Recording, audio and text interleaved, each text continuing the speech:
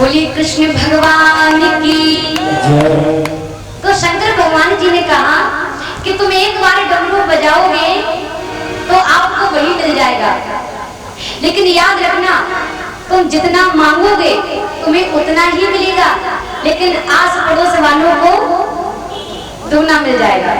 हाँ, ये हमारा सिद्धांत है। जितना जो मांगता है उसको उतना ही मिलता है, लेकिन जो बिल्कुल नहीं मांगता है बिन मांगे मोती मिले, है ना। तो ध्यान रखना। अब श्रीमान जी ने डमरू को लिया, बेचारे बड़े परेशान हो गए। उन्होंने कहा प्रभु ये तो आपने बहुत बुरा किया हमारे साथ। हाँ, बड़ा बुरा किया है। बताओ हमें एक चीज मिलेगी और पड़ोसियों को दो दो चीजें मिलेगी, तो हमें क्या मतलब ऐसे डमरू को लेने से। लेकिन आपने दे दिया है तो अब हम इसको ले जाएंगे। अपने झोले में डाल लिया डमरू। श्रीमान जी डमरू को लेकर के घर पहुंच गए, और जैसे लेकर के डमरू घर पहुंचे, जाकर के घर में रख लिया। पत्नी से बोले, पत्नी ने पूछा क्या लेकर के आए हो?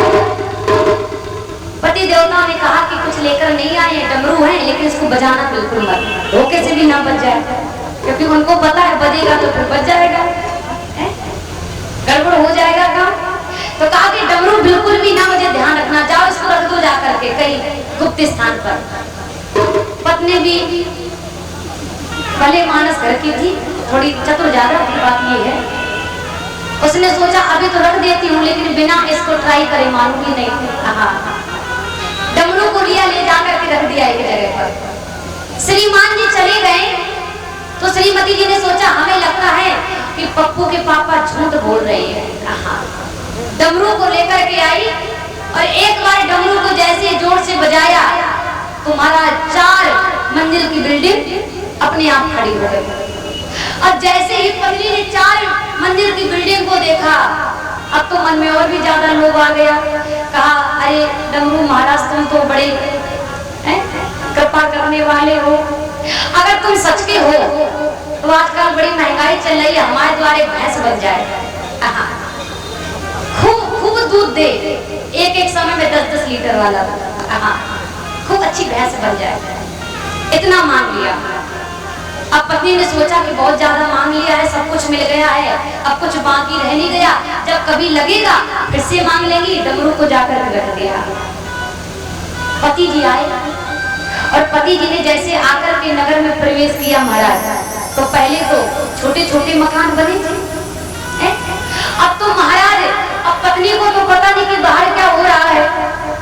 उनकी तो 4 मंजिल की बिल्डिंग, लेकिन आस पड़ोस वालों की 8-8 मंजिल की बिल्डिंग बिना कुछ किए ही तैयार हो गई महाराज।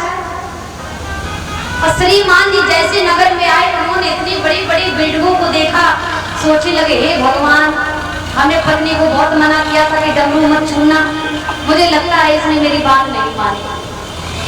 घर जाकर के पहुंचे, पत्नी से कहा डमरू लेके आओ। पत्नी डमरू लेके आ गई।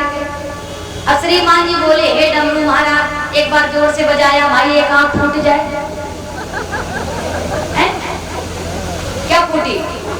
एक फूट नहीं, और आस पड़ोस वालों की हे डमरू महाराज हाँ एक हाथ टूट जाए। अपने का तो एक टूटा, लेकिन आस पड़ोस वालों का हे डमरू महाराज फिर से बजाया, कहा भाई एक टांग टूट जाए। अब की बार का हे डमरू महाराज अगर तुम सच के हो तो हमारे घर के द्वारे बिल्कुल मेन दरवाजे पर कुआं खुद जाए, ले कुआं खुद जाए बिल्कुल मेन दरवाजे पर। तो महाराज उनके द्वारे तो एक ही कुआं खुदो, लेकिन आस पड़ोस वालों के घर के सामने 2-2। अब वही अकेले बचे, बाकी जो भी जाता बाहर सब वही कुआं में धक धक करके सब गिर जाते हैं, समझिए। तो बहुत से लोगों का स्वभाव तो ऐसा होता है महाराज कि उनके पास चाहे जितना जो भी कुछ बना रहे उसकी तरफ नहीं देखेंगे, लेकिन अगर बगल वाला थोड़ा सा ज्यादा आगे बढ़ गया तो महाराज जोर से बुखार चढ़ना शुरू हो जाएगा। एक बार एक श्रीमान जी हमारे पास आए और कहते दीदी हम बहुत परेशान हैं, और बड़ी सुंदर कपड़ा पहने। हमें कहा आप क्यों परेशान हैं? बाकी आपको हट्टे कट्टे लग रहे हैं, शरीर से भी स्वस्थ लग रहे हैं, खूब अच्छे अच्छे वस्त्र पहने हैं, कोई दिक्कत है? नहीं कोई दिक्कत नहीं। परिवार सब सकुशल है? हाँ दीदी कोई दिक्कत नहीं, सब आपको कोई तकलीफ, मानसिक कोई तकलीफ? अरे दीदी झटका लग गया बड़ी जोर से। हमें कहा क्या हुआ महाराज, बात बताओ। कहा हमें अपने आप से कोई दिक्कत नहीं। हमारे एक मित्र थे, उन्होंने हमारे सामने प्लॉट लिया, हमारे सामने, और बताओ हमारे घर के सामने प्लॉट लिया, हमारे घर के सामने देखो बिल्डिंग तैयार हो गई है। आज हमने देखा एक ट्रक मोरब अबे बिल्कुल हमारी आंखों के सामने उतरी है। महाराज हमसे कैसे खाना खाओ जाए? तो हमने कहा आपकी सबसे बड़ी यही समस्या है। तो कहने का मतलब ये है कि आजकल लोग अपने दुख से दुखी नहीं है, दूसरे के सुख से महाराज बड़े परेशान चल रहे हैं। हाँ, लेकिन ये नहीं पता है कि अगर आज वो वहां तक पहुंचा है तो उसके बीच वाला जो सफर है ना, उसने कैसे तय किया है? वो मेहनत कोई नहीं देखता है, उस चीज को कोई नहीं देखेगा कि उसने कितना परिश्रम किया है, कितनी मेहनत की है, तो कहीं जाकर के इस जगह तक आया है। और देखने वाले तो महाराज मरे जा रहे, जले जा रहे, फूके जा रहे, फूक जाते, कोई दिक्कत नहीं है। सीताराम सीताराम सीताराम बोलो और जाही विधि राखे राम, बोली गोविंद भगवान की। एक बात है, हमारे दिव्यापुर के भक्त लोग ऐसे हैं, कुछ भी गाओ उनको तो बस वही वाली रास्ता पकड़नी है, ये नहीं सोचेंगे कि दीदी क्या गा रही है और हमें क्या गाना है।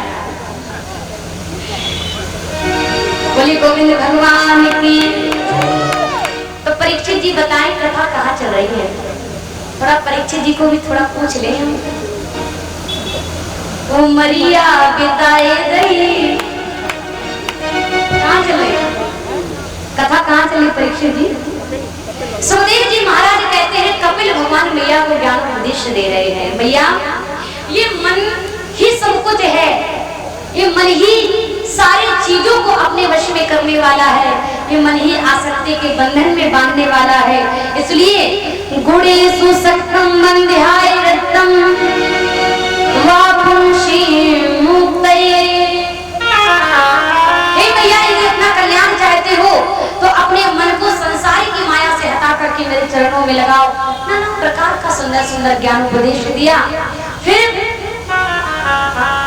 भगवान ने अपनी मैया से कहा कि मैया जीव यह सोचता है कि सबसे अधिक मुझे सुख माता के गर्भ में मिलता है, गर्भ में कितना कष्ट होता है ये कपिल भगवान मैया को बता रहे हैं।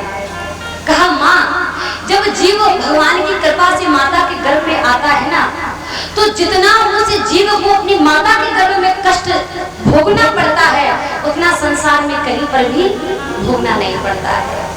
वह छोटा सा बालक अपनी माता के गर्भाशय में पड़ा रहता है, माता का कभी मन होता है तीखा खाने का, तीखा खाती है, कभी कुछ खाने का वह वो भी खाती है। वह कोमल त्वचा वाले वह प्राणी के शरीर में जाकर के लगता है। और भागवत में तो ये भी लिखा हुआ है कि जब वह बालक गर्भाशय में रहता है तो उस गर्भ में छोटे छोटे से जो कीड़े होते हैं वह बालक के वह कोमल त्वचा को नोचा करते हैं। वह बालक उस दलदल में फंसा, सांस भी नहीं ले पा रहा है। कभी कभी तो ऐसा लगता है कि मैं थोड़ा सा यहाँ से वहां हो जाऊं, करवट बदल लूं, लेकिन छोटी सी वह आकार, छोटी सी जगह पर वह सुगड़ करके रह जाता है। बहुत यातनाओं को भोगता है, बहुत कष्टों को भोगता है, सांस लेने में असमर्थता आ जाती है, सांस लेने में बड़ा कष्ट होता है।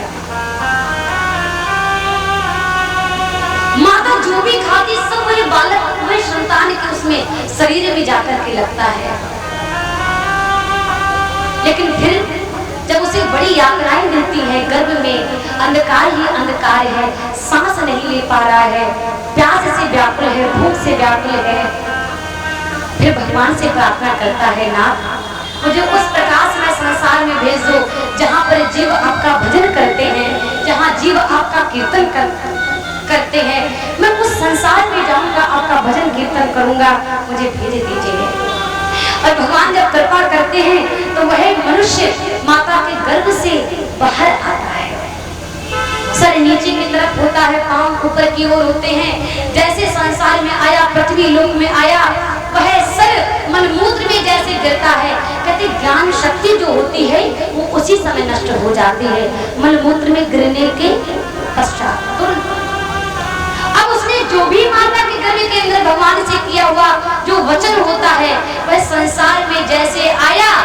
माया ने आकर के उसे फंसा लिया। सब भूल गया जीव, सब कुछ भूल गया। भगवान से क्या क्या कहा था। बाल अवस्था खेल कूद में चली गई, यौवन तो एक शाम में चला गया, भोगों में चला गया। बड़ी हो गए, 25 वर्ष की हो गई, विवाह हो गया तो गृहस्थ आश्रम में फंस गए। बालक हो गए तो उनका सब लालन पालन करना है। बालकों का विवाह हो जाता है, उनके भी बालक हो जाते हैं। पूरा जीवन कहने का अर्थ यह है, पूरा जीवन घर के इसी झंझट में गुजर जाता है। उसे याद नहीं आती है कि जिस घर से मैं आया था, थोड़ा सा समय मांग करके कि मैं संसार में जा रहा हूँ भ्रमण करने के लिए और मैं पुनः अपने घर वापस आ जाऊंगा। आज मानव, आज प्राणी अपने वही असली घर को भूल गया है, वही असली घर को भूल गया और भ्रमण कर रहा है तो सारे संसार को अपना मान करके सब में मगन है, सबको अपना समझ रहा है। मैया हर जगह भगवान का दर्शन करो, ये परमात्मा के अलावा संसार में कुछ भी नहीं है, हर जगह वही विद्यमान है, उन्हीं की माया है, बस उन्हीं के चरणों का आश्रय ले लो, इसी से जीवन का कल्याण है।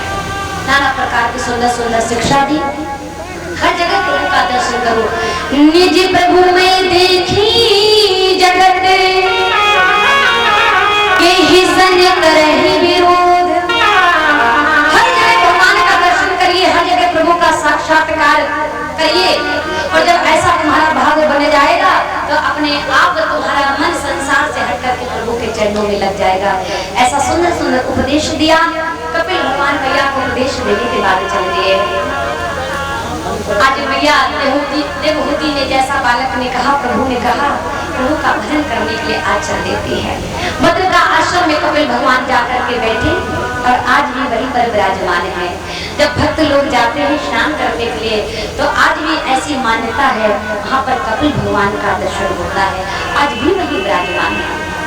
सुखदेव जी महाराज से राजा परीक्षित ने प्रश्न किया है, भगवान आपने बताया, आपने ये बताया है कि जो कर्दम ऋषि जी की जो पुत्रियां हुई हैं, कहते हैं देवहूति माता की गर्भ से 9 कन्या हुई थी, जिनमें एक का नाम था अनुसुईया, है ना। तो भागवत में बहुत ही ज्यादा प्रसंग नहीं है, संक्षिप्त में प्रसंग है, मैं आप लोगों को थोड़ा समझा देती हूँ। अनुसुईया माता का विवाह अत्रि मुनि महाराज जी के साथ में हुआ। किनके साथ हुआ? एक बार अत्रि मुनि महाराज तपस्या करने के लिए जंगल में गए और बड़ी घनघोर तपस्या की है, जल नहीं वर्षा, अकाल पड़ गया।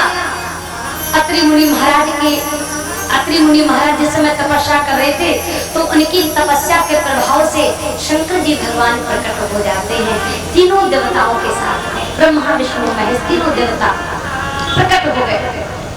अत्रि मुनि महाराज ने कहा, हमने बुलाया तो सिर्फ महादेव जी को था, आप लोग कैसे आ गए? भगवान शंकर जी ने कहा, हम तीनों एक ही हैं, मांगो तुम्हें क्या वरदान चाहिए।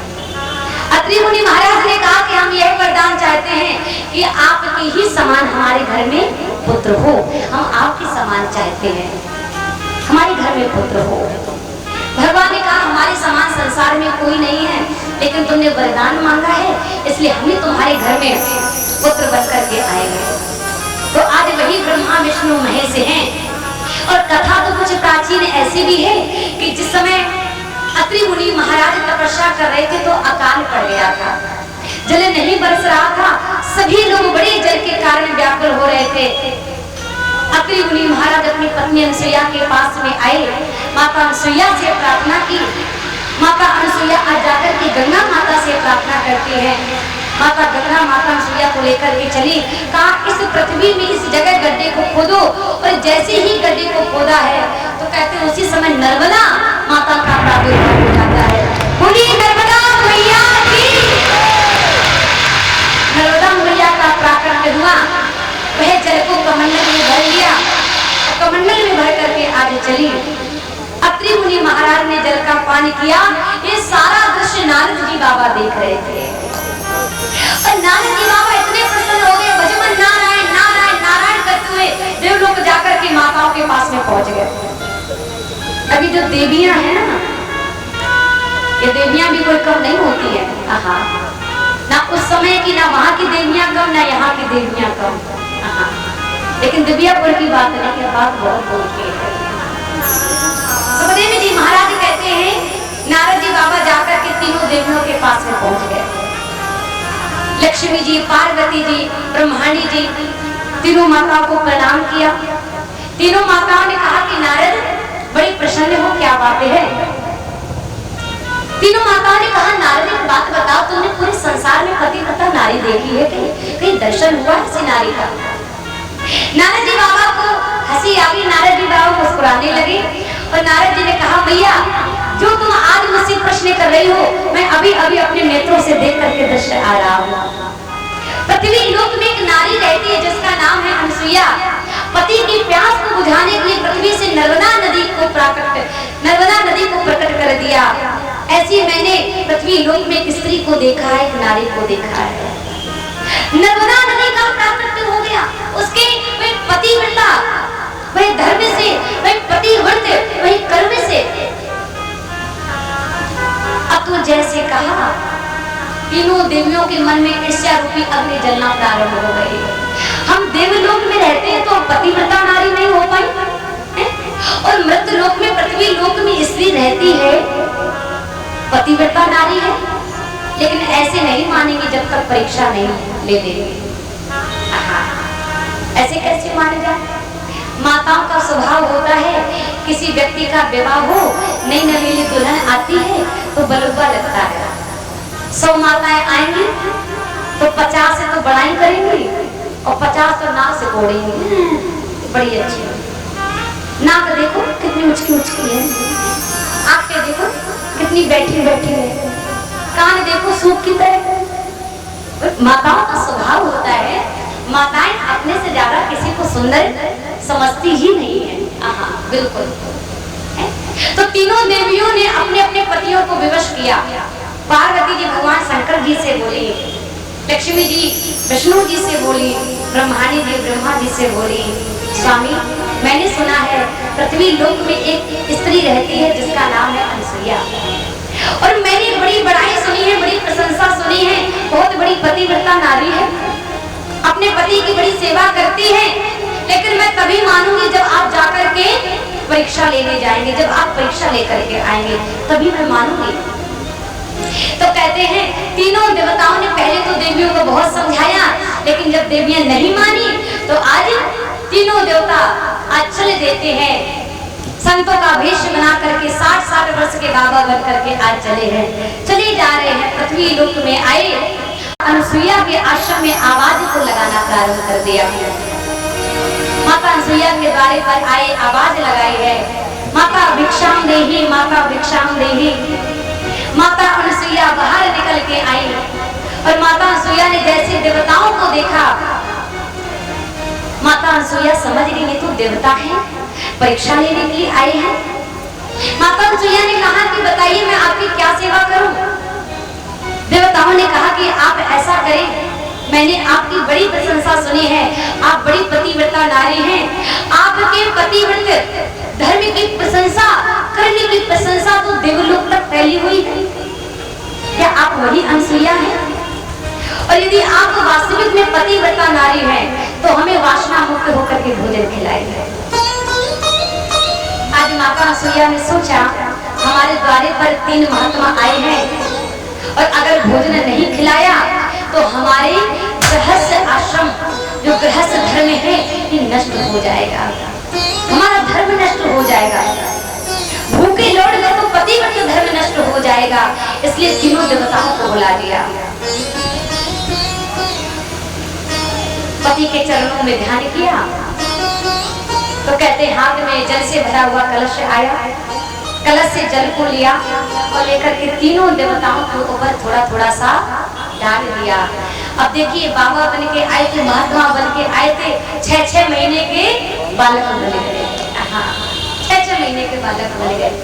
कितनी दिव्य कथा है, कितना दिव्य दर्शन है कि 3 देवता छोटे छोटे बालक बने हैं और माता अनसुईया को सुख दे रहे हैं। माता अनसुईया अपने भाग्य की सराहना करते हैं। मैया अनसुईया तीनों देवताओं की इच्छा को पूर्ण करते हैं। ब्रह्मा जी रोने लगते हैं तो दुग्ध पिलाते हैं, विष्णु जी रोते हैं दुग्ध पिलाते हैं, शंकर जी रोते हैं तो उनको दुग्ध वर्षा को पूर्ण करती है। बलुआ लगवाकर आ गई, सभी माताएं आई और आकर के सुंदर सुंदर आज बधाई गीत गाना प्रारंभ कर देती है। पानी को मैया सुइया ने बड़ा सुंदर सजाया। आइए हम सभी लोग भी बधाई गाएंगे, सभी लोग। और बड़ी प्राचीन बधाई है, माता सुइया ने डाल दियो पालना। लेकिन हम तो तभी मानेंगे कि यहाँ की माताओं को प्रसन्नता है जब यहाँ की माताएं खड़े होकर के बधाई डालेंगे। और सब माताएं बधाई डाल लेती है, झूठ बिल्कुल मत बोलना, तुम्हें गंगा गंगा है समझ।